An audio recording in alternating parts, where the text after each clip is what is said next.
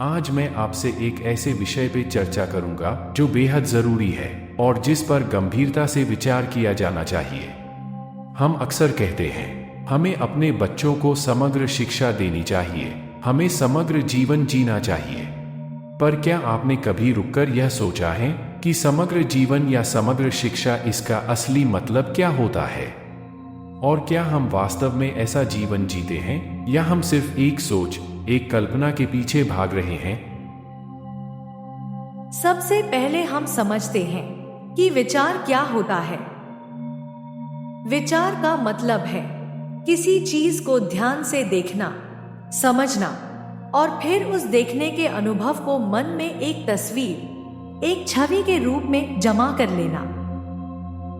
उदाहरण के लिए, अगर आप किसी सुंदर पेड़ को देख रहे हैं तो पहली बार वो दृश्य नया और ताजा होता है, लेकिन अगली बार आप उसे देखोगे तो मन कहेगा, ओह, ये वही पेड़। अब आप उसे उसी पुराने खांचे में देखोगे।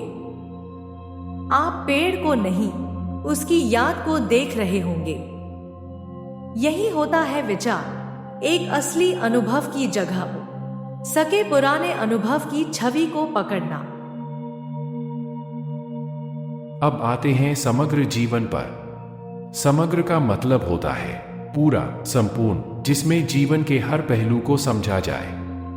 अब सोचिए, अगर हम यह सोच लें कि समग्र जीवन मतलब हर दिन सुबह 5 बजे उठना या ध्यान करना या जैविक खाना खाना या फिर क्रोध न करना है, तो हमने एक सूची बना ली, एक आदर्श जीवन की तस्वीर। अब हम उस सूची को पकड़े रहते हैं और अगर उस पर खरे नहीं उतर पाते तो तनाव महसूस करते हैं। असल में यह जीवन जीना नहीं है, यह एक आदर्श के अनुसार खुद को ढालने की कोशिश है। यह कोशिश हमें जो हम अभी हैं उससे दूर कर देती है। समग्र जीवन जीने का मतलब है पहले यह देखना कि हम अभी क्या हैं, हम में क्या डर है, क्या असुरक्षा है, क्या इच्छाएं हैं। ये सब खुले मन से देखना, बिना भागे, बिना छिपाए। फिर सवाल करना, क्या मैं जैसा हूं उसमें कोई सच्चा परिवर्तन संभव है?